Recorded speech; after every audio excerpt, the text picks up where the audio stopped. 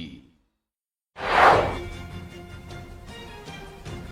इस कार्यक्रम के प्रायोजक हैं महक सिल्वर, मेरा दिल पर। नमस्कार, अभिवादन में दुर्गेंद्र चौहान।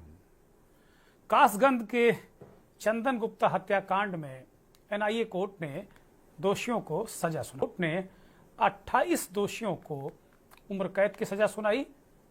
दरअसल 26 जनवरी 2018 को यूपी के कासगंज में तिरंगा यात्रा के दौरान चंदन गुप्ता नाम के एक लड़के की निर्मम हत्या हो गई थी और अब लगभग 7 साल बाद कोर्ट ने यह फैसला सुनाया है।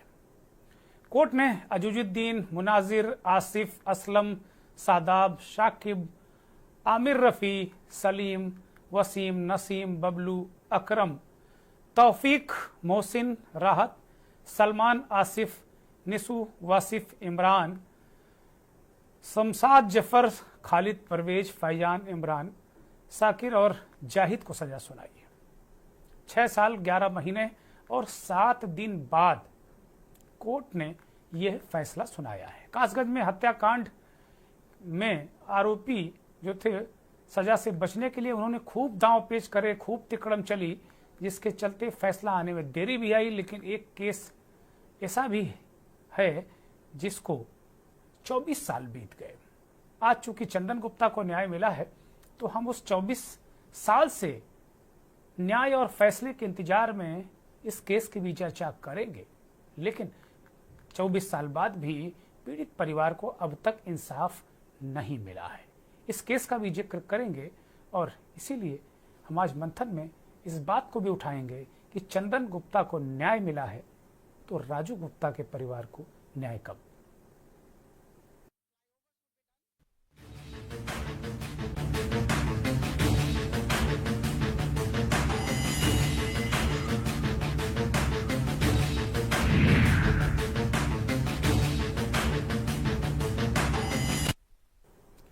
चंदन को इंसाफ, राजू को कब, मंथन में आज यही सवाल।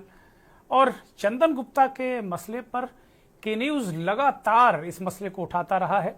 कई बार इसी मंथन कार्यक्रम में हमने चर्चा भी की, डिबेट की और सरकार से जुड़े, पैरवी से जुड़े लोगों को इस बात के लिए कहा कि कम से कम इस परिवार को, चंदन गुप्ता के परिवार को कम से कम थोड़े तो राहत मिल जाए।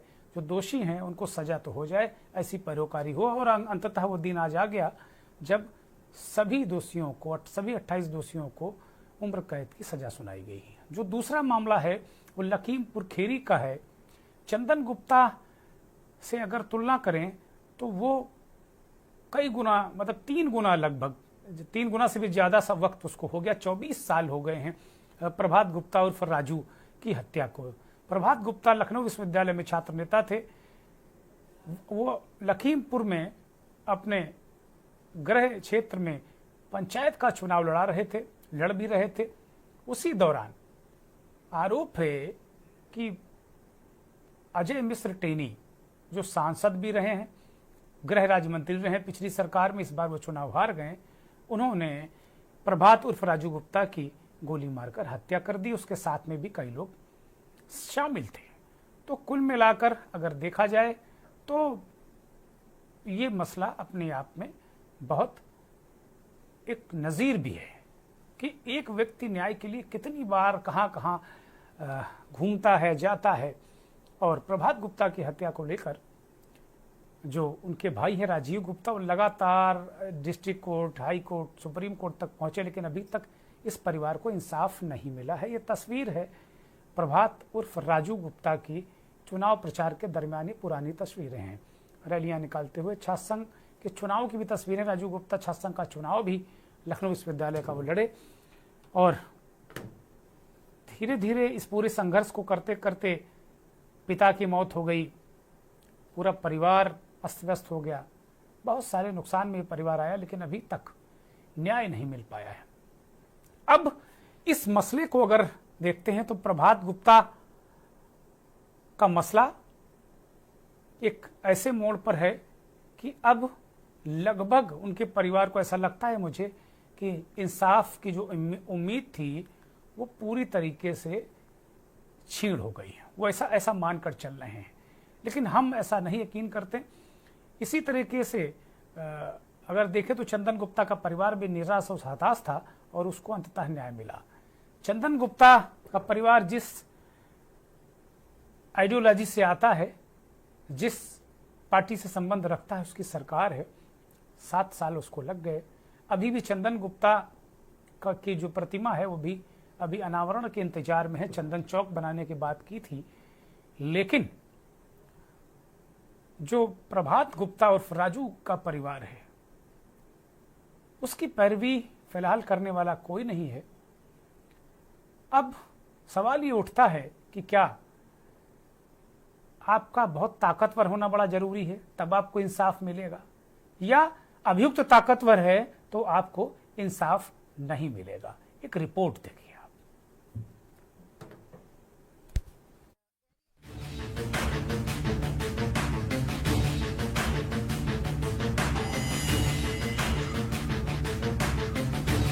छह साल 11 महीने और 7 दिन, ये दिन चंदन गुप्ता के परिवार के लिए कितने भारी गुजरे होंगे ये चंदन गुप्ता का परिवार ही जानता है।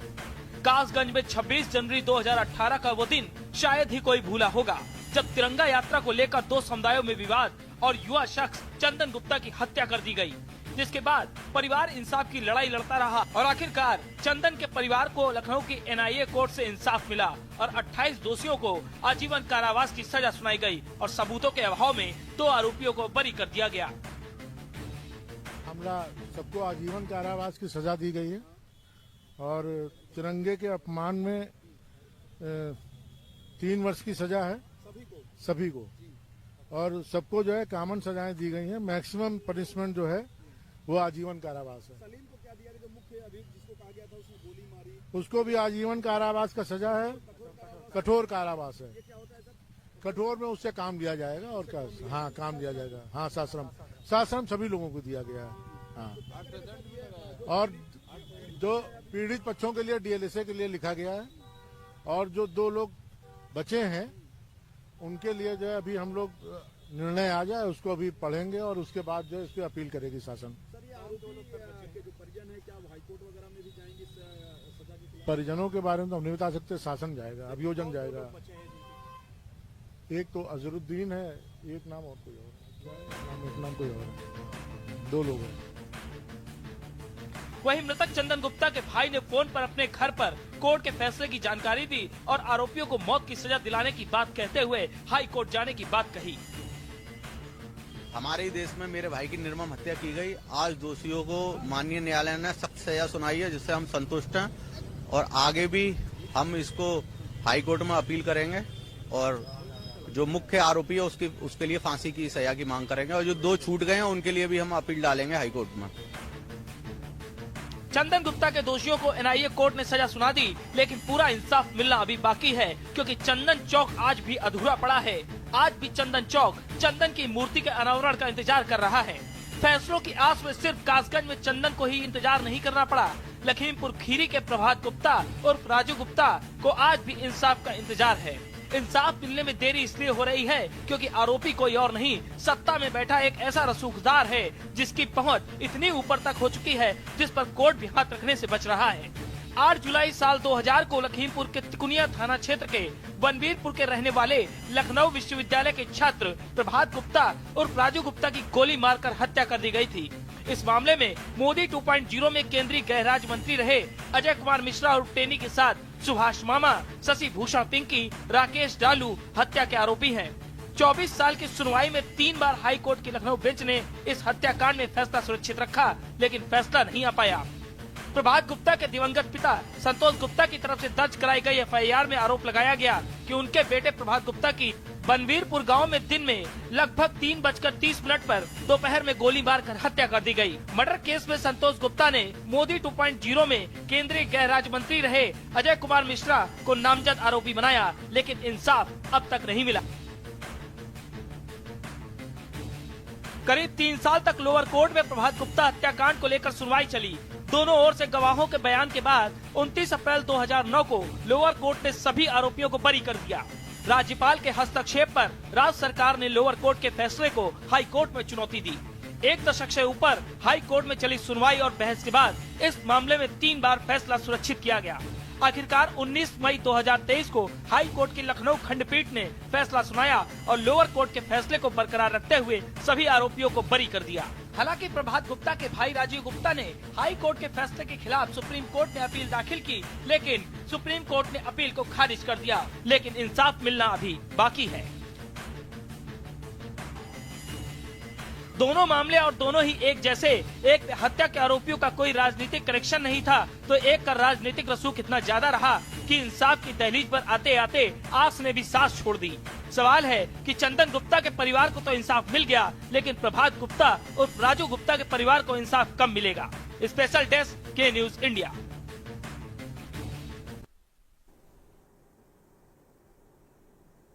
राजू गुप्ता के जो आरोपी हैं वो रसूखदार हैं। क्या भारत की न्याय व्यवस्था क्या राजू गुप्ता के परिवार को 24 साल के बाद भी क्या कोई न्याय दे पाएगी? ये सवाल है। चंदन गुप्ता के मामले में फैसला आने के बाद उनके पिता की प्रतिक्रिया क्या है, वो सुन लीजिए। एनआईए कोर्ट को और सभी लोगों को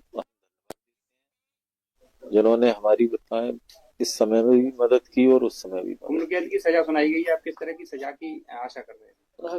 ठीक है, जो भी जज साहब ने जो भी सजा दी है न्याय का हम सम्मान करते हैं। जो न्यायपालिका ने जो भी सजा दी है उसका हम सम्मान करते हैं। चंदन के पिता कह रहे हैं कि भाई न्याय व्यवस्था का सम्मान है, ठीक है। भाई कह रहा है कि मुख्य आरोपी जो हैं उसको फांसी की सजा दिलाने के लिए हम हाई कोर्ट जाएंगे। जो छूट गए हैं 2 लोग उनको भी सजा मिले, इसलिए भी वो जाएंगे। तो आज मंथन में हम इसी बात की चर्चा करेंगे कि क्या रसूख भी न्याय में बाधक है? क्या आरोपी का रसूखदार होना या जो पीड़ित पक्ष है अगर उसकी जान पहचान, प्रभाव और राजनीतिक कनेक्शन है तभी क्या वो अच्छी पैरवी कर पाता है कोर्ट में? क्योंकि कोर्ट तो सबूतों से चलता है, कोर्ट में तो फैसले सबूतों से होते हैं। तो जो आउट ऑफ कोर्ट जो मसले, जो कुछ व्यवस्था होती है, जिस तरीके से भी चीजें होती हैं, वो क्या अब रसूखदार ही कर पाएंगे? इस जो कार्यक्रम का सेंट्रल आइडिया है कि क्या एक आम होना क्या गुनाह है? ये बड़ा सवाल। हमारे साथ भारतीय जनता पार्टी के वरिष्ठ नेता केसी जैन साहब जुड़े हैं। बहुत स्वागत, बहुत धन्यवाद, आभार आपका। उत्तर प्रदेश के पूर्व डीजीपी और बहुत ही बेहतरीन अधिकारी रहे महेश चंद्र द्विवेदी साहब हमारे साथ जुड़े हैं। आपका भी बहुत स्वागत, बहुत धन्यवाद। राजू गुप्ता, प्रभात उर्फ राजू गुप्ता, जिसमें आरोपी हैं गृह राज्य मंत्री पूर्व अजय मिश्र टेनी, राजू गुप्ता के भाई राजीव गुप्ता हमारे साथ जुड़े हैं। बहुत धन्यवाद राजीव जी, बहुत आभार आपका। तो कुल मिलाकर और एक और मेहमान हमारे साथ मनीष शर्मा जुड़े हैं, विश्लेषक हैं, जर्नलिस्ट हैं। बहुत स्वागत मनीष जी, बहुत धन्यवाद, आभार आपका। वास्तव में बड़ा न्याय भी पाना बहुत कठिन काम होता है, और अगर आप बहुत मजबूत नहीं हैं हर तरीके से तो न्याय भी बहुत मुश्किल होता है। कम से कम प्रभात गुप्ता और राजू का केस तो ये बताता है। और चंदन गुप्ता के परिवार को आज न्याय मिला, इसके लिए भी हम जिन लोगों ने इस न्याय को दिलाने में सहायता की चंदन के परिवार की, उनका हम आभार व्यक्त करते हैं इस के न्यूज के मंच से, क्योंकि के न्यूज कई बार चंदन गुप्ता के मसले को, कई बार प्रभात गुप्ता के मसले को उठा चुका है। अब चूंकि इस वक्त हमारे पास चर्चा में चंदन के परिवार के लोग अभी नहीं जुड़े हैं, उम्मीद है कि थोड़ी देर में वो जुड़ेंगे, लेकिन एक और पीड़ित जो अभी न्याय की आस में इंतजार करते करते आंखें थक गई हैं, न्याय आएगा भी नहीं, क्या आएगा भी, ये सवाल भी अब राजीव गुप्ता के मन में है। और वो क्या सोचते हैं इस तरीके के फैसलों पर जो चंदन गुप्ता को न्याय मिला, और अपने मसले पर क्या कहते हैं राजीव गुप्ता, राजीव गुप्ता। प्रणाम भाई साहब, धन्यवाद आपका कि आपने न्याय दिलाने के लिए आज जो है एक बार फिर हमें उम्मीदें दिखाई और जताई, क्योंकि मुझे तो सामने आदरणीय जैन साहब बैठे हैं और पूर्व में आपका बड़ा दावा था कि हम आपको न्याय दिलाएंगे। मैं जैन साहब से आवाज आ रही क्या? हाँ, सुन रहे हैं, सारे लोग सुन रहे हैं, बोलिए। मैं जैन साहब से ही पूछूंगा कि आदरणीय जैन साहब, आप ही पहले बता दीजिए, आज जब हाई कोर्ट से अपील, जब उन्होंने इंटरफेयर करने से मना कर दिया था, तो आप ही ने कहा था हम आपको न्याय दिलाएंगे और राज्य सरकार दिल्ली सुप्रीम कोर्ट में अपील दाखिल करेगी। जरा हम आपका ही सुनना चाहते हैं, देश की जनता के न्यूज के माध्यम से जानना चाहे कि उत्तर प्रदेश की भाजपा की सरकार क्या कर रही है। और क्योंकि आप प्रवक्ता हैं और आपने पूर्व में इसी चैनल पे कहा था कि हम अपील दाखिल कराएंगे, जरा हम आपकी भी सुन ले, फिर अपनी बात, अपना दर्द आपको बताएं। केसी जैन साहब, आप पिछली चर्चाओं में थे, प्रभात गुप्ता वाले में भी और चंदन गुप्ता वाले में भी। प्रभात गुप्ता के भाई राजीव गुप्ता जरा पूछना चाहते हैं, आपको ध्यान होगा जब बहुत क्रूशल मौका था, ऐसा लग रहा था कि ये न्याय पाने के करीब थे, तब उस चर्चा में थे और आपने इन्हें भरोसा दिलाया था, और वो जरा पूछना चाह रहे हैं आपसे, बोलिए। देखिए दुर्गेन्द्र जी, आवाज मिली हमारी आपको? हाँ, बोलिए बोलिए।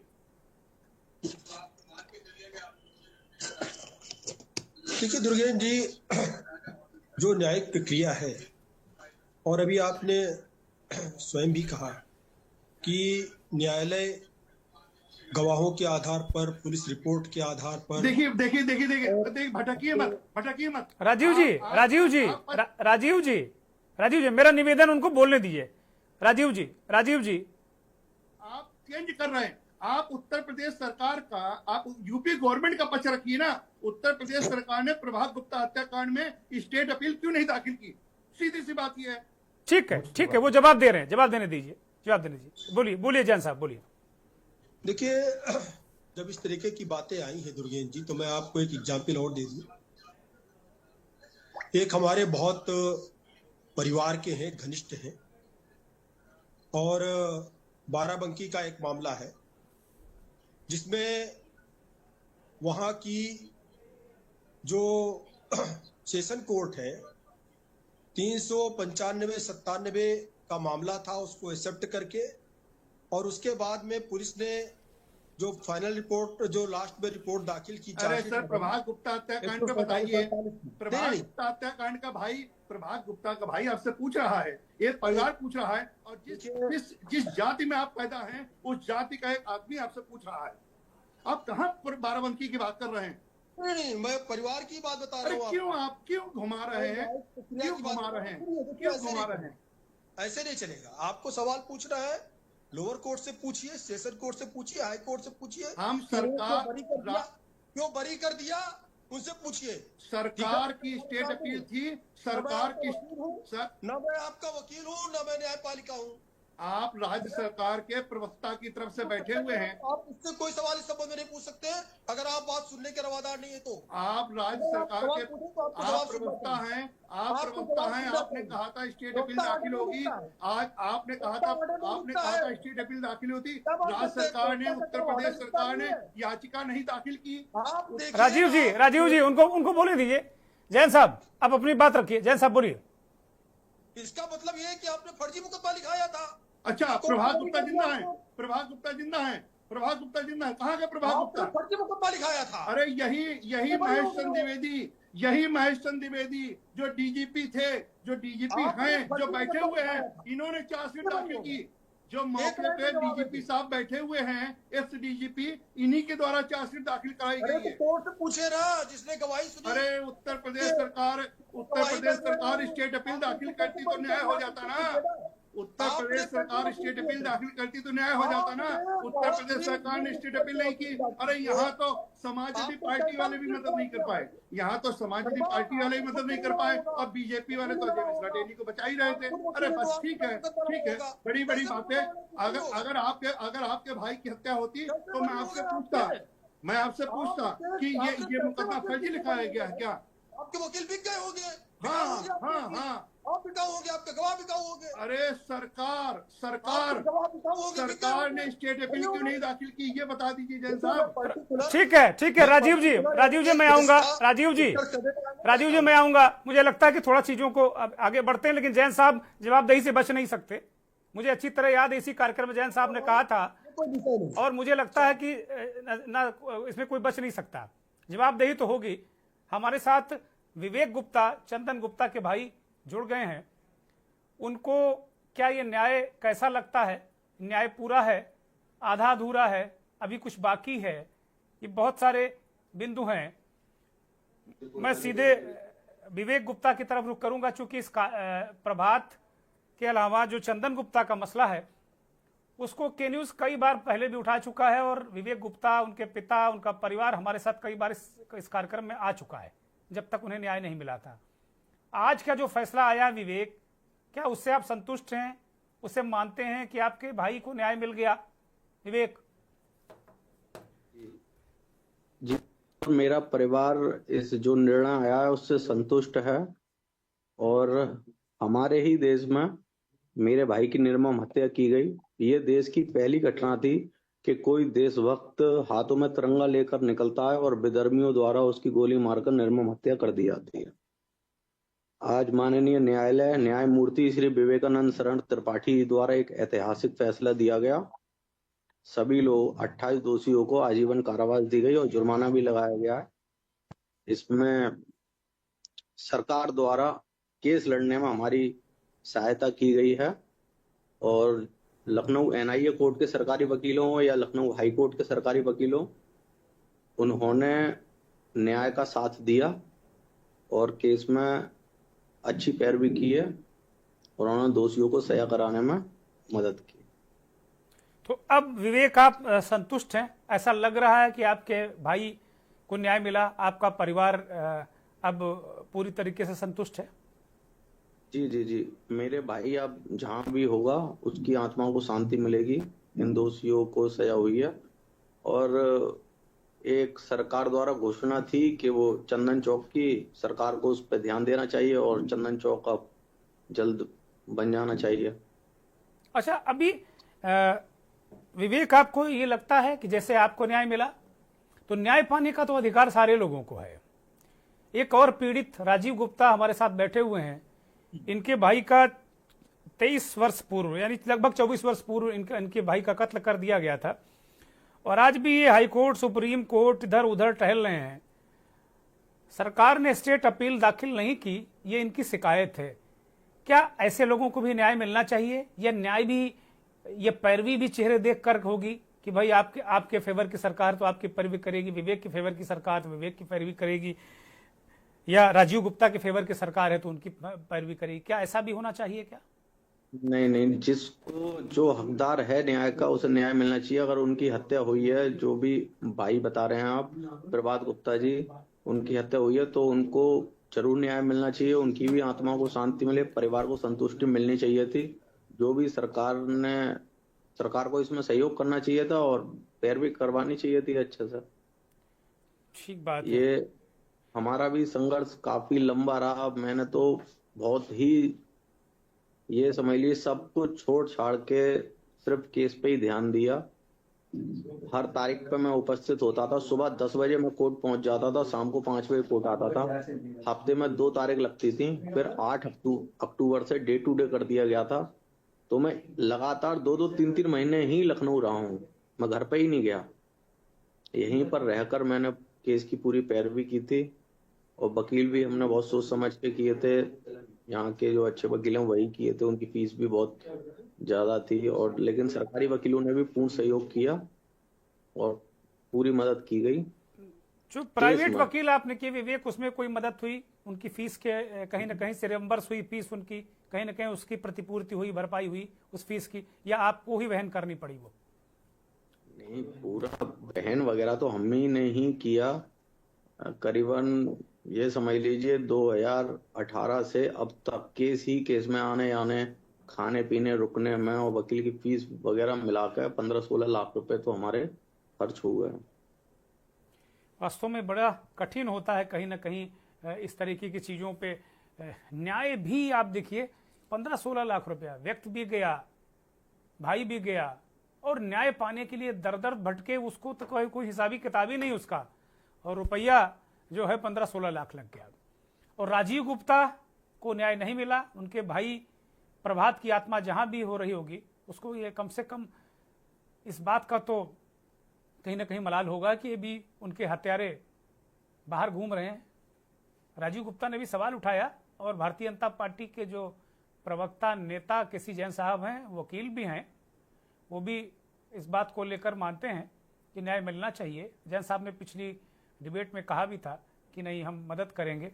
मुझे लगता है कि अब आज इस चर्चा के बाद, चंदन को न्याय मिलने के बाद, पूरी ईमानदारी से जैन साहब की जहां तक भी पहुंच हो इनकी वो सरकार में, कम से कम वो राजीव गुप्ता की मदद करें, मेरा यही अनुरोध है। एक ब्रेक ले रहा हूं।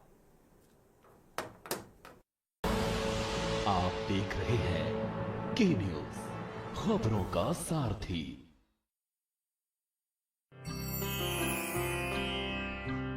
यशस्वी प्रधानमंत्री नरेंद्र मोदी जी के मार्गदर्शन एवं माननीय मुख्यमंत्री योगी आदित्यनाथ के कुशल नेतृत्व में महाकुंभ 2025 में सनातन पताका लहराने के लिए तैयार है उत्तर प्रदेश।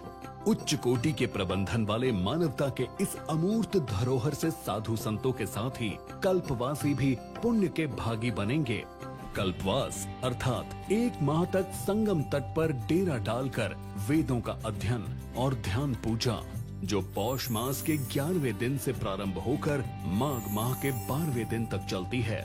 श्वेत व पीताम्बरधारी कल्पवासियों के दर्शन, संगम में डुबकी और पूज्य साधु संतों के आशीर्वाद का पुण्य प्रसाद प्रयागराज महाकुंभ में बंट रहा हो तो चहुं ओर एक ही जयकार गुंजायमान है।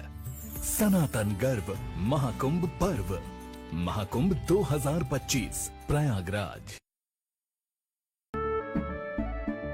केसरिया से मन जोगी हुआ रे, दिल झूमे देखो पतवारा हुआ रे।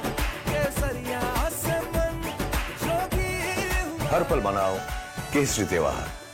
विमल, बोलो जुबान केसरी। गोल्डी मसाले के 100 ग्राम के स्पेशल पैक्स में फ्रेशनेस लॉक है। ऐसे मसाले हमेशा ताजा रहेंगे। Just like me, touch wood, God bless me. Goldie मसाले, जहां जाएं रिश्ते बनाएं। महक सिल्वर पान मसाला, वाह। महक सिल्वर, मेरा दिल पर। आप देख रहे हैं के न्यूज, खबरों का सारथी।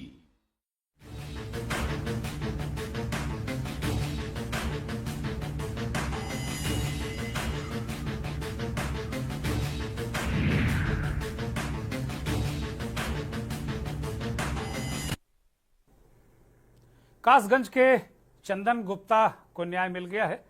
सभी 28 आरोपियों को उम्रकैद की सजा सुनाई गई है। परिवार काफी हद तक संतुष्ट है। मलाल इस बात का है कि चंदन चौक में एक प्रतिमा 6 साल से इंतजार कर रही है, उसमें जो ढका कपड़ा चीथड़ों में बदल गया है, लेकिन अभी उसका अनावरण नहीं हो रहा है। आपस में खींचतान खुन्नस चल रही है। कम से कम अब चंदन चौक का अनावरण हो जाए तो परिवार को कम से कम सुकून मिल जाएगा। न्यायिक लड़ाई में तकरीबन 17-18 लाख 20 लाख रुपया इस परिवार का लग गया है। जो मदद मिली वो तो अलग है, 6 साल 11 महीने में। अभी चंदन के भाई विवेक ने इस बात की जानकारी दी। दूसरा जो मेरा इस कार्यक्रम में एक सवाल है, एक प्रश्न है, वो राजू गुप्ता, प्रभात उर्फ राजू गुप्ता की हत्या का है। 24 साल का वक्त होने को जा रहा है। जो आरोपी हैं वो रसूखदार हैं। पिछली सरकार तक वो गृह राज्य मंत्री थे, अजय मिश्र टेनी। 23 साल में 3 बार हाई कोर्ट लखनऊ की बेंच तक ये मामला पहुंचा। कभी फैसला मुलतवी हुआ, कभी टला, और आखिर में आया कि भाई ये कोई दोषी नहीं है। इन परिवार सुप्रीम कोर्ट जाता है और वहां से भी ये मामला खारिज हो जाता है। तो सवाल यही उठा रहे हैं राजू गुप्ता के भाई, राजीव गुप्ता की भाई, उनका भाई गया कहां? किसने मारा? किसी ने तो मारा होगा ना। पोस्टमार्टम रिपोर्ट है, सब कुछ है। और हमारे इस कार्यक्रम में जो मौजूद हैं इस समय उत्तर प्रदेश के पूर्व डीजीपी महेश चंद्र द्विवेदी साहब ही उस वक्त डीजीपी थे, जैसा कि अभी राजीव गुप्ता ने बताया, और उन्होंने बाकायदे चार्जशीट लगवाई थी, सारी चीजें हुई थी। द्विवेदी साहब की तरफ रुख करें। द्विवेदी जी, अभी बड़ा महत्वपूर्ण मसला है ये। जैन साहब पिछली बार हमारे साथ इस चर्चा में लगातार प्रभात और चंदन की चर्चाओं में वो थे, और ये जानकारी मुझे नहीं थी, राजीव गुप्ता ने ही भी बताया कि आप ही डीजीपी उस वक्त थे जब ये घटना हुई थी। तो अब क्या हम कह सकते हैं कि अगर अभियुक्त रसूखदार है और जो पीड़ित वो कमजोर है, तो फिर न्याय की आशंका काफी कम हो जाती है? अगर वो शासन सत्ता सहयोग नहीं है, लोगों की मदद नहीं है, और न्याय कितना कठिन है। आप लोग तमाम तरीके से चार्जशीट वगैरह दाखिल करते हैं, कोशिश करते हैं कि आरोपी अंदर जाएं, गिरफ्तार हों, और उसके बाद कोर्ट उनको सजा दे। ये कहाँ इस तरह की कमियां रह जाती हैं? और जो मेरा मूल प्रश्न है कि क्या न्याय भी, अब मुझे कहने में थोड़ा संकोच भी हो रहा है कि क्या कमजोर आदमी के लिए न्याय नहीं है? क्या वो भूल जाए? द्विवेदी जी, जहां तक आपका ये प्रश्न है कि क्या कमजोर आदमी के लिए न्याय है या नहीं है, तो ये सत्य है, और ये सारी दुनिया पर लागू होता है कि जो ताकतवर है वो अपना प्रभाव अवश्य डाल सकता है ज्यादा कमजोर की अपेक्षा। तो ये है क्योंकि उसके पास पैसा है, वो बड़े वकील खड़े कर सकता है, वो बड़े बड़े आदमियों को प्रभाव डाल सकता है, धमकी दिलवा सकता है, सुपारी दे सकता है, बहुत कुछ कर सकता है, जज साहब को भी इन्फ्लुएंस कर सकता है। तो ये तो प्रश्न, जो जनरल प्रश्न है वो तो ये है कि तुलनात्मक रूप से प्रभावशाली व्यक्ति को ज्यादा न्याय मिलता है। प्रकरण विशेष की कहीं तो इसमें नहीं कह सकता कि कोई एक्सटर्नल प्रभाव पड़ा या नहीं पड़ा, लेकिन कोई केस जब छूटता है, ये केस जैसे आपने बताया कि लोअर कोर्ट से भी छूट गया, हाई कोर्ट से भी छूट गया और सुप्रीम कोर्ट से भी छूट गया, तो इसमें 2-3 फैक्टर हो सकते हैं। पहला तो ये है कि शायद नामजदगी ही गलत की हो, नंबर 1, ये संभावना बता रहा हूँ। दूसरा ये हो सकता है कि जब पैरवी की गई तो वो ढंग से पैरवी नहीं की गई, प्रभाव के कारण, चाहे पुलिस ने नहीं की या घर वालों ने इंटरेस्ट नहीं लिया, या जो गवाह थे वो इन्फ्लुएंस हो गए, रुपए ले लिए उन्होंने, और उन्होंने अपने बयान बदल के नहीं दिए, गलत दे दिए। तो और तीसरा ये भी हो सकता है कि जज साहब भी इन्फ्लुएंस हो गए हो। तो ये सब कारण संभावनाएं रहती हैं इस प्रकरण में। और जो दूसरा प्रकरण है चंदन गुप्ता, बिल्कुल अलग अलग है, दोनों में कोई कंपैरिजन नहीं है। अब ये सही है या गलत है ये तो कोर्ट डिसाइड करे, और मतलब जो फैसला हुआ है अब, लेकिन ये फैसला बदल पाएगा इसकी उम्मीद बहुत कम है। जैसे आप सुप्रीम कोर्ट तक एक बार जब खारिज हो चुका है तो इस फैसले में अब कोई चेंज हो पाएगा, मुझे बहुत कम उम्मीद लगती है। देरी का जहाँ तक सवाल है, देरी तो देखिए, मेरे एक दोस्त जो मेरे साथ पढ़ते थे, उनकी बहन का मर्डर 1982 में हुआ और सज़ा मिली 2017 में। 35 साल बाद उन्हें सज़ा इतनी देरी हुई है। उस सज़ा, प्रथम सज़ा जो पहले होती है भी हाई कोर्ट और अपील की तो बात दूसरी। तो देरी तो बहुत प्रकरणों में बहुत ज़्यादा हो रही है, इसमें कोई न्याय प्रक्रिया में इसमें भी देरी है। जो ये 2000 का प्रकरण है, ये सही कह रहे हैं, उस वक्त मैं डीजीपी था, लेकिन प्रकरण तो मुझे नहीं याद है, लेकिन मैं डीजीपी था 2000 में। और उसमें क्या मतलब प्रभाव हुआ या नहीं पड़ा, एक्सटर्नल कोई प्रभाव पड़ा या नहीं पड़ा, ये तो कोई जांच का विषय हो सकता है, मैं इसमें कोई कमेंट नहीं कर सकता। जी, ठीक बात है। राजीव गुप्ता जो पीड़ित पक्ष हैं, प्रभात गुप्ता के भाई हैं, वो भी मौजूद हैं, वो कुछ कहना चाह रहे हैं। बोलिए राजीव जी। सर, मैं अभागा इंसान हूं जो मैं अपने मरे हुए भाई को न्याय नहीं दिला पाया, और मीडिया ने सपोर्ट किया, लेकिन मैं आज अपने को यहाँ सौभाग्यशाली मानता हूं कि MC द्विवेदी साहब डीजीपी साहब हैं, जो मैं रूबरू हो रहा हूं। मैं उसमें छोटा था, कि आज 25 साल पूरे होने को हैं। आदरणीय डीजीपी साहब को प्रणाम। क्योंकि बहुत पुराना मामला है। आपने 2-3 बातें कही कि गवाह प्रभावित हुए। मैं पुलिस प्रशासन के पूर्व मुखिया और चौथे स्तंभ में आप और न्यायपालिका में इंटरफेयर अपनी बात रखने के लिए केसी जैन साहब एडवोकेट और सरकार की तरफ से पक्ष रखने वाले प्रवक्ता बीजेपी केसी जैन साहब और पीड़ित चंदन जी के भाई विवेक, इन सबसे जुड़ा हुआ क्वेश्चन पूछ रहा हूं और मैं भी पीड़ित हूं कि 2 पक्ष है। एक को सरकार को स्टेट अपील दाखिल करनी चाहिए थी और सरकार को अपनी पैरोकारी करनी चाहिए थी, जो विवेक गुप्ता की गई और प्रभात गुप्ता की नहीं की गई। एग्जैक्टली जो कंपैरिजन है, हम इसीलिए इसको तुलनात्मक रूप से इस कार्यक्रम में लेकर भी आए हैं।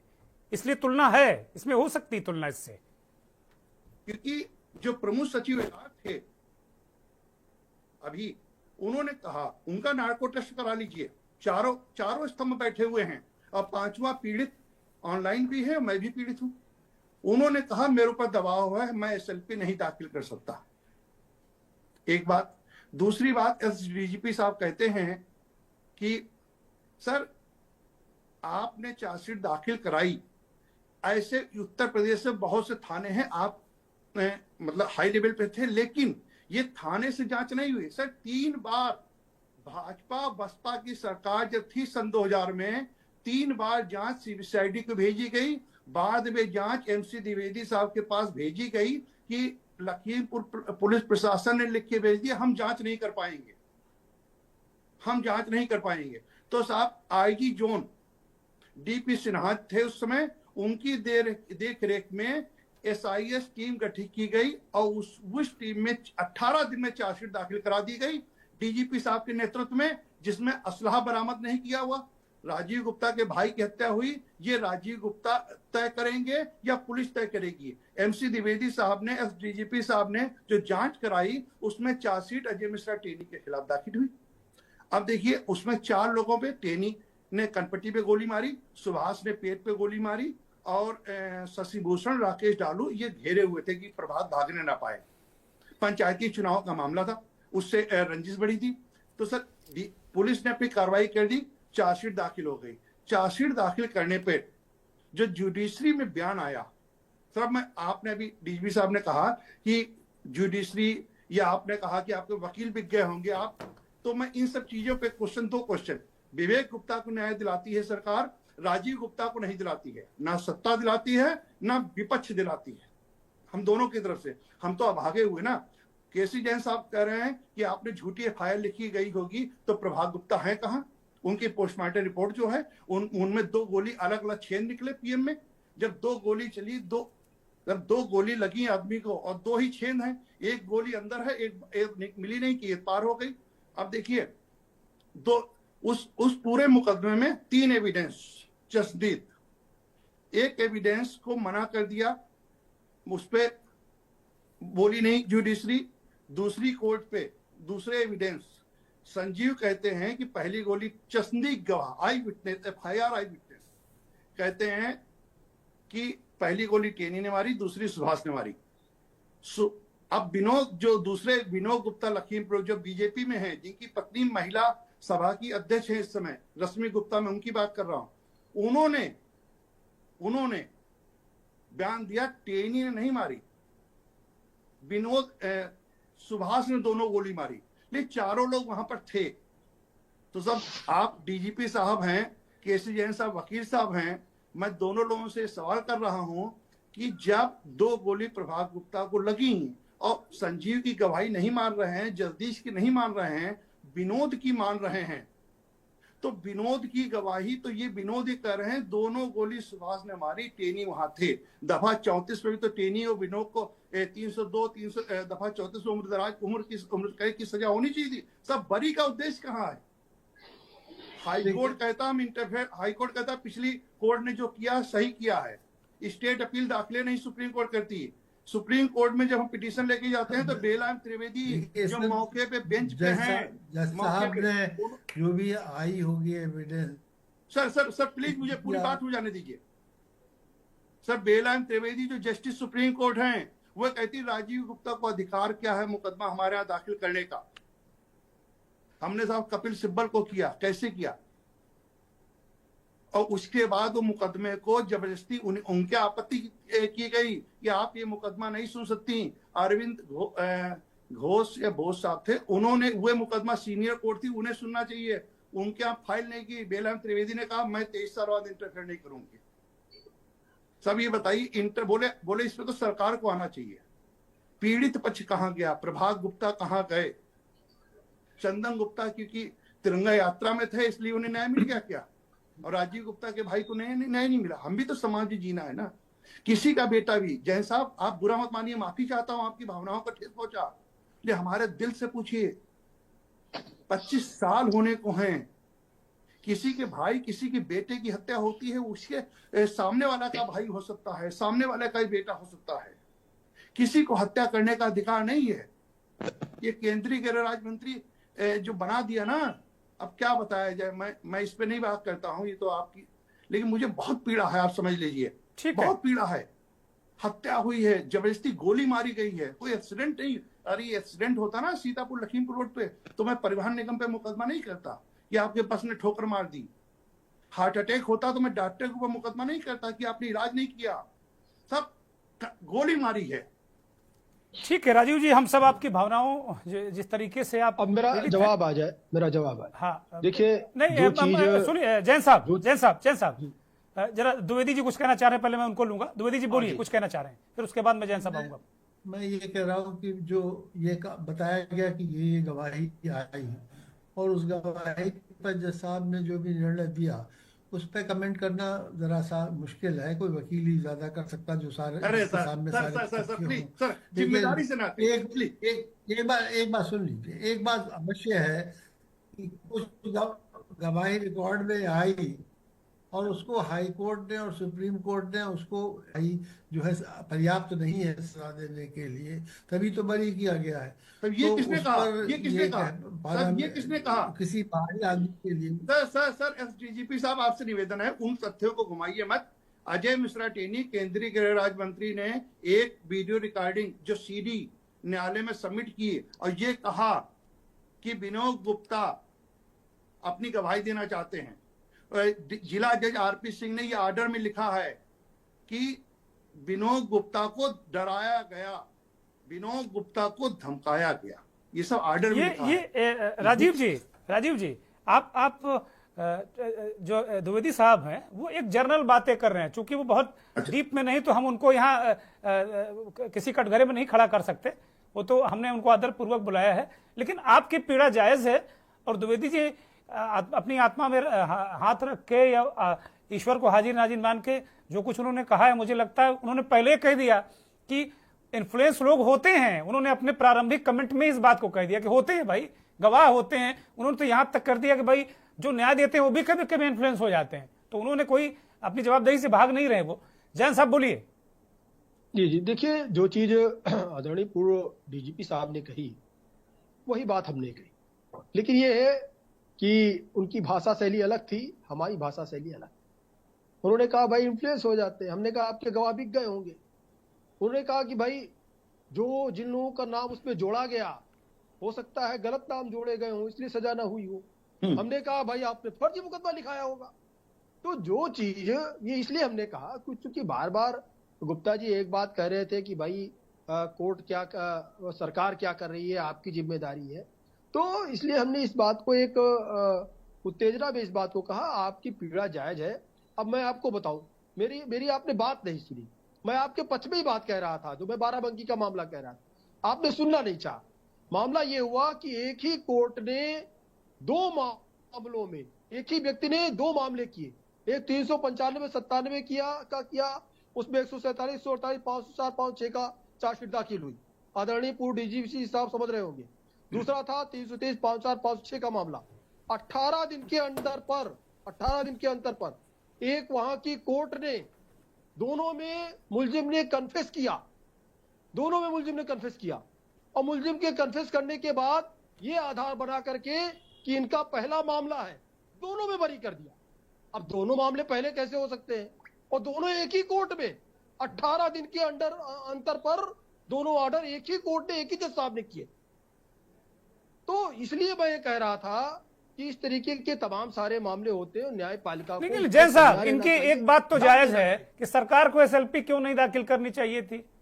इनसे सरकार का कोई लेना देना नहीं है क्या? ये भी उत्तर प्रदेश के नागरिक हैं, भारत के नागरिक हैं। अगर मैं ये नहीं कहता, अगर सरकार दुर्गेन्द्र चौहान की मदद कर रही है तो फिर राजीव गुप्ता की क्यों नहीं? नहीं, देखिए, सरकार उसमें जो सेशन कोर्ट का फैसला था उसके अगेंस्ट अपील लेकर के हाई कोर्ट तक जाती है। हाई कोर्ट ने जब उसको जैसे कि तैसे बरकरार रखा, उसके बाद में बहुत ज्यादा चीजें उसमें नहीं रह जाती। अगर हाई कोर्ट ने उसको पूरा सुना होता, एंटरटेन किया होता, उसमें जैन साहब कोई जवाब तो देगा। ये तो वही वाला जेसिका लाल वाला मर्डर हो गया। आप ये देखिए तलवार दंपति में क्या हुआ। वही तो मैं कह रहा हूँ ना, मैं कह रहा हूँ कि जेसिका लाल वाला मर्डर हो गया। नो वन किल जेसिका, मतलब नो वन किल राजू गुप्ता।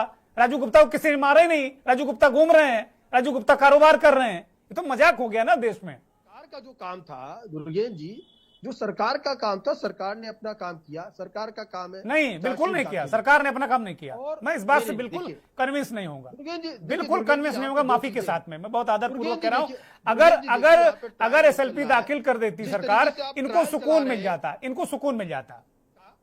आप एक पर्टिकुलर केस का यहाँ पे ट्रायल चला रहे हैं। ये no no no no no no no, आप इसको गलत दिशा में ले जा रहे हैं। आप गलत दिशा में ले जा रहे हैं। आज चंदन को न्याय मिला है, इसलिए हम चाहते हैं कि राजू गुप्ता को भी न्याय मिले। मुझे खुशी है, मुझे खुशी इस बात की है कि चंदन गुप्ता को न्याय मिला। और सुनिए श्रीमान जी, एकमात्र के न्यूज चैनल और दुर्गेन्द्र चौहान, नोट कर लीजिए, सुन लीजिए, बात सुनिए जैन साहब, बात सुन लीजिए। एकमात्र के न्यूज चैनल है। चंदन गुप्ता का परिवार भी इस बात को बता देगा कि कोई भी, इनके पिता, इनके माता, विवेक गुप्ता खुद, ये सारे लोगों को न्याय के लिए दर दर भटक रहे थे। अभी बताया कि 18 लाख रुपया इनका अपना लगा है, ठीक है। और वही लोग जिन लोगों के लिए ये निकल कर इनका भाई गया और कभी लौट कर नहीं आया। चलाइए, ये ट्रायल यहाँ पे बढ़ चला पर्टिकुलर केस। आप बेवजह की बात कर रहे हैं। आप बेवजह की बात कर रहे हैं। पर्टिकुलर केस आप बेवजह की बात कर रहे हैं। जो बातें दुर्गेन्द्र जी ने कही, आप बेवजह की बात कर रहे हैं। इसकी कोई वजह नहीं है। मैं केवल दो साम्यता कर रहा हूं कि एक में न्याय मिला और दूसरे में नहीं मिला। मिलना चाहिए। आप इसको बेवजह ले जा रहे हैं, जैसे बाकी लोग सारे करते हैं वही काम आप कर रहे हैं। आप पढ़े लिखे व्यक्ति हैं, वकील हैं भाई, आप नॉर्मल प्रवक्ता नहीं है। आप जवाब नहीं सुनेंगे। ठीक है, हमने सुन लिया। आप मनीष शर्मा को लेंगे, हो गया। मनीष शर्मा बोलिए। मनीष शर्मा, अभी राजीव गुप्ता ने कहा कि भाई मुझे भी न्याय मिलना चाहिए। क्या भारत के एक नागरिक को न्याय मानने का अधिकार नहीं है? और क्या उसका भाई, अगर उसकी हत्या हुई तो कहां गया वो? न्याय क्यों नहीं मिलेगा? किसने मारा? नहीं, देखिए, बहुत पता नहीं क्यों एक्सेप्ट नहीं कर रहे हैं। बहुत मोटी बात है कि सुप्रीम कोर्ट क्यों नहीं गई सरकार। ये अपनी बहुत आश्चर्यजनक बात है। और ये साफ साफ दिख रहा है कि उनके पार्टी के नेता के आरोप है, जो गृह राज्य मंत्री रह चुके हैं। तो ये बहुत साफ दिख रहा है कि क्यों नहीं गए हैं। ये तो इसको हमको लगता है कि इसको कोई नकार भी नहीं सकता है कि इसमें राज्य सरकार की तरफ से जबरदस्त लापरवाही वो हुई है। देखिए, एक बात मैं और कहना चाहता हूं कि भारतीय राज्य की जो संस्थाएं हैं आमतौर पे, वो ऑलरेडी देखिएगा ताकतवर लोगों के पक्ष में झुकी रहती है। सामाजिक रूप से जो ताकतवर होते हैं, आर्थिक रूप से जो ताकतवर होते हैं, उनके पक्ष में झुकी रहती है। इस 2014 के बाद ये और बढ़ा है। मैं आपसे बस इसमें ये कहना चाहता हूं, ये झुकाव जो है, आप देखेंगे कि ये ताकतवर लोगों के पक्ष में ये झुकाव और ज्यादा खुलेआम रूप से, थोड़ा और ज्यादा सरेआम तरीके से, वो थोड़ा हाई कोर्ट को, पुलिस को, नौकरशाही को और ईडी को, सीबीआई को, चुनाव आयोग को, इन सारे जो सत्ता के संस्थान हैं, उसको आज की जो सरकार है वो इन्फ्लुएंस करने की एक जबरदस्त कोशिश कर रही है। तो इसको तो हम लोगों को पहले ये समझना चाहिए, ये किसी भी और दौर से ज्यादा आज के समय में राज्य स्टेट की जो संस्थाएं हैं उन पर कंट्रोल जो है सरकार का, वो कई गुना बढ़ा है। एक तो हमको ये लगना चाहिए। दूसरा, मैं इस बात को भी कहना चाहता हूं कि ये इधर बीच एक और पहलू बढ़ा है, मैं देख रहा हूं, जिसके चलते वो चंदन को हम लोगों ने जो है खोया है। ये एक मैं देख रहा हूं कि आमतौर पे जो धार्मिक त्योहार हैं, जो राष्ट्रीय त्योहार हैं, उसको जो है आमतौर पे राष्ट्रीय नहीं रहने दिया जा रहा है, धार्मिक नहीं रहने दिया जा रहा है। उसको कोशिश हो रही है कि उसको कितना सांप्रदायिक कर दिया जाए, उसको हिंसक बना दिया जाए, उसको दूसरे समुदाय को टारगेट करने वाला जुलूस में तब्दील कर दिया जाए, उसको उकसाया जाए, उसको इस तरह से उसको ये किया जाए कि वो हमला कर दे। वो कोई उस तरह के रक्षात्मक कार्रवाई में उतर जाए। ये भी 14 के बाद मैं देख रहा हूं कि इसमें विस्तार हुआ है। तिरंगा यात्रा ये नई शब्दावली, जो तिरंगा यात्रा है, ये इस 14 के बाद का आप समझिए कि ये चीजें हैं। तो मेरा ये कहना है कि अभी आप देखिए 2024 में भी इस सरकार को थोड़ा झटका लगा है। उस झटका लगने के बाद आप देखिएगा कि बहुत सारी सांप्रदायिक जो है कार्रवाइयां, संबल से लेकर के और तमाम उस तरह से चीजों को बढ़ा दिया गया। तो मेरा इसमें यह कहना है कि राज सत्ता को ताकतवर लोगों के पक्ष में झुकाने की एक जबरदस्त कोशिश हो रही है। राज सत्ता को सांप्रदायिक रुख लेने की कोशिश हो रही है। राज सत्ता को सामाजिक रूप से ताकतवर लोगों के पक्ष में झुकाने की कोशिश हो रही है, और यह भारतीय लोकतंत्र के लिए खतरनाक है। और हमको लगता है कि इसके खिलाफ जो है विपक्ष को भी सामने आना चाहिए। तमाम जो नागरिक आंदोलन है उनको सामने आना चाहिए। अभी तमाम जो इस तरह के लोग हैं उनको इसका सामना करना चाहिए। मनीष शर्मा, राजीव गुप्ता ने कहा कि ना पक्ष ना विपक्ष, वो तो अकेले खड़े हैं, कोई उनकी मदद नहीं कर रहा। मैं इस बात को कह रहा हूं कि मैं ये देख रहा हूं कि जो विपक्ष की ये जो लोकतंत्र पे अटैक है, भारतीय संविधान पे जो अटैक है, भारत के संस्थाओं को जो कंट्रोल करने की कोशिश है, उस पे तुर्की बा तुर्की आकर के जिस तरह से विपक्ष को खड़ा होना चाहिए, जिस बात को राजीव जी कह रहे हैं, जितना तुर्की बा तुर्की आकर के इसका सामना करना चाहिए और उसका मुकाबला करना चाहिए, वो भी उसमें भी एक कमजोरी दिख रही है। उसमें भी मैं देख रहा हूं कि कुछ चुनिंदा मामलों को चयन किया जा रहा है, चयनित तरीके से, और चीजों को चुना जा रहा है, बहुत सारी चीजों को छोड़ दिया जा रहा है। तो मैं यहां केवल पक्ष की बात नहीं कर रहा हूं। पक्ष तो अपने खास राजनीति की तरफ चीजों को ले जाने की कोशिश कर रहा है, लेकिन विपक्ष उसका उस तरह से मुकाबला करता हुआ भी नहीं दिख रहा। ठीक है। अब चूंकि मेरे पास वक्त बहुत कम है, विवेक गुप्ता, कुल मिलाकर जो चंदन चौक का मसला है वो कहां तक पहुंचा अब तक, और क्या आपके पास अपडेट है उसको लेकर कि भाई अब तक आपको क्या कहा जा रहा है कि चंदन चौक कब बनेगा, क्या बनेगा उस बच्चे की स्मृति में?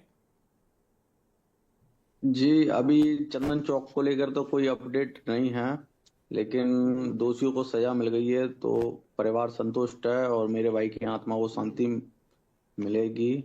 और ये आसान नहीं था, बहुत ही कठिन था। कासगंज से लखनऊ आना जाना, कई बार हमको धमकियां मिली, दबाव पड़ा कि इतने रुपए ले लो, कंप्रोमाइज कर लो। कुछ दिनों पहले कुछ दलालों के द्वारा भी ऑफर था कि 3 करोड़ रुपए ले लो, समझौता कर लो, अपनी गवाही बदल दो। परिवार एकदम सहम गया कि इतने रुपया दे रहे हैं, कहीं तुम्हारा मर्डर न करवा दें, घर ही न उड़वा दें। लेकिन हमने एक जुनून था कि अपने भाई के दोषियों को सजा करानी ही है, इसमें कुछ भी किसी भी स्तर का कंप्रोमाइज नहीं किया जाएगा। तो वो मैंने किया। रातों में मैं सो नहीं पाता था, बीच में उठ जाता था, अपने इतने भयानक आते थे। तो मैंने अपने भाई के दोषियों को सजा कराई है। आगे भी जो न्यायपालिका है उसका जो सिस्टम है वो यही है। अब लोग हाई कोर्ट जाएंगे, हाई कोर्ट के बाद सुप्रीम कोर्ट, लेकिन सरकार ने केस लड़ने में पूर्ण सहायता की है, नो डाउट। हर जगह से पूरी पैरवी रही है, संघ शक्ति कलयुग है। लेकिन जो सरकार का वादा था चंदन चौक का, वो भी पूरा कर देना चाहिए और मुझे लगता है कि सरकार कर देगी। अभी सब चंदन चौक बन जाना चाहिए।